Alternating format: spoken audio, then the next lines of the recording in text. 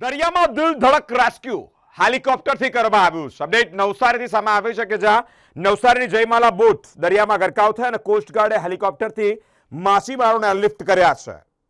ધોલાઈ બંદરથી માછીમારી કરવા નીકળેલા જયમાલા નામની ફિશિંગ બોટ એ વલસાડ નજીક દરિયાઈ વિસ્તારમાં અચાનક પાણીમાં ગરકાવ થઈ, એટલે કે પાણી ભરાઈ જતા ડૂબી ગઈ. 10 થી વધુ માછીમારો સવાર હોવાની આશંકા હતી. ઘટનાની જાણ નવસારી જિલ્લા વહીવટીતંત્રને થઈ. તંત્ર તરત જ એલર્ટ મોડ પર આવ્યું. માછીમારોનો જીવ બચાવવા માટે ભારતીય કોસ્ટગાર્ડને તાત્કાલિક મદદ માંગી. મળતી માહિતી મુજબ દમણ કોસ્ટગાર્ડ દ્વારા હેલિકોપ્ટર મારફતે માછીમારોનું એરલિફ્ટ કરવામાં આવ્યું. અંદાજે 10 થી વધુ માછીમારો જે હતા તેઓને સહી સલામત બહાર કાઢવામાં આવે છે, કે તેઓનું રેસ્ક્યુ કરવામાં આવ્યું છે.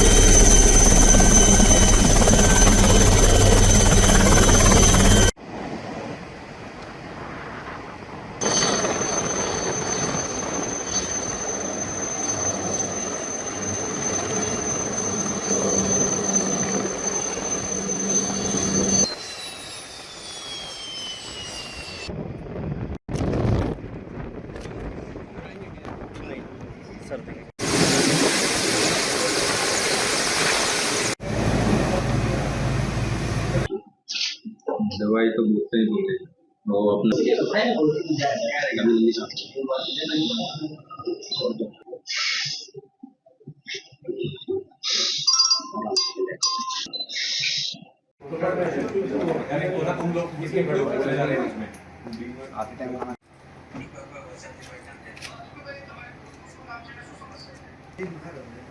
આજ રોજ જલાલપોર તાલુકા નવસારી જિલ્લાના કૃષ્ણપુર ગામેથી એક ફિશિંગ બોટ છે એ વલસાડ તરફ જવા રવાના થઈ હતી, જે ધોલાઈ બંદરથી 2.5 નોટિકલ માઇલ દૂર સિંક થવાની ચાલુ થઈ હતી, જેમાં કુલ 9 લોકો સવાર હતા. જયેશભાઈ ટંડેલની આ બોટ ડૂબવાની તૈયારી સ્ટાર્ટ થઈ ભેગો એમનો રેસ્ક્યુ કોલ અત્યારે કંટ્રોલ રૂમને મળેલો હતો. રેસ્ક્યુ કોલ મળતાની સાથે અમે એનડીઆરએફની ટીમ સાથે ધોલાઈ બંદર પર એમને રેસ્ક્યુ કરવાનું આયોજન કરતા હતા. સમય જતા ખ્યાલ આવ્યો કે કોસ્ટગાર્ડના હેલિકોપ્ટર વગર આ રેસ્ક્યુ શક્ય નથી, જેથી કોસ્ટગાર્ડના કમાન્ડન્ટ સાથે મેં વાત કરી અને નવસારી જિલ્લા કલેક્ટર સાહેબ શ્રી મનીષ ગુરવાણી સાહેબે કોસ્ટગાર્ડના ડીઆઈજી સાહેબને ફોન કરતા તાત્કાલિક રેસ્ક્યુ માટે એક ચોપરની વ્યવસ્થા થઈ હતી, જેમાં 9 લોકોને રેસ્ક્યુ કરવાનું આયોજન શરૂ થયું. જેમાં શરૂઆતના 3 લોકોને દાંડી અને બાકીના 6 લોકોને ભાગળ ખાતે વલસાડ જિલ્લામાં રેસ્ક્યુ કરીને મૂકવામાં આવેલા છે. 9 લોકોનું રેસ્ક્યુ પૂરું થયું છે અને બધા સલામત સ્થળે પહોંચ્યા. I am commandant J G Balwinder from Indian coast guard air station Daman. आज भारतीय तटरक्षक वायु अवस्थान दमन को भारतीय मछली पकड़ने वाली बोट के संकट संदेश प्राप्त हुए। उस बोट में पिछले लगभग काफ़ी घंटों से पानी में डूबे जाने की आशंका थी और उसमें डूबने का गंभीर खतरा उत्पन्न हो गया था।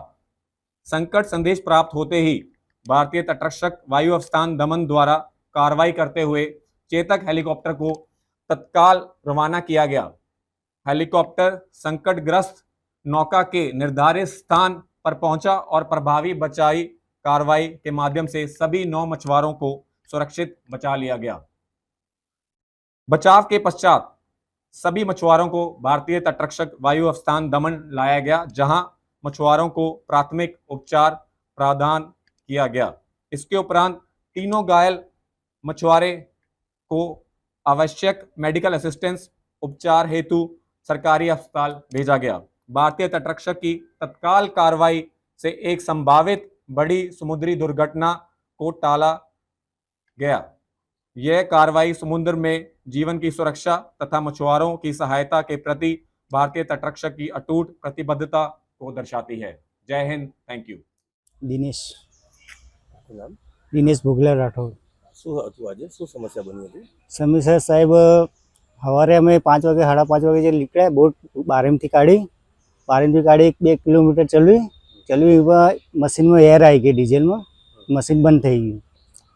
પછી એર ડીઝલ બધું નાખ્યું, કમ્પ્લીટ કર્યું, પછી બોટ ચાલુ કરી, પાછી અમે ખાસી આગી લઈ જાય 2 કલાક જેવી, તો જઈને બંધ થઈ ગઈ.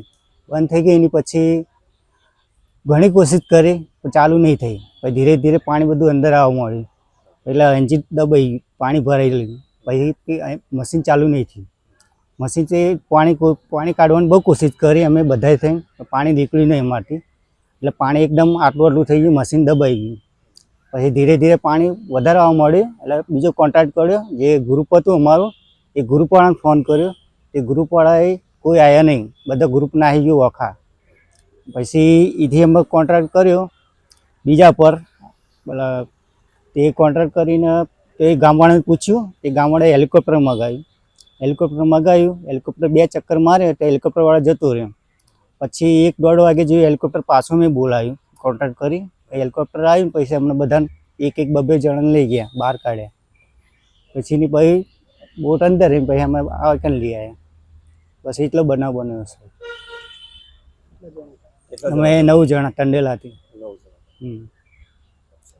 અમે સચિન ગામના છીએ. સચિન ગામના? હા, સચિન. બધા જ બધા 9 જણ હા. બચી ગયા. બચી ગયા ને એવું નહીં.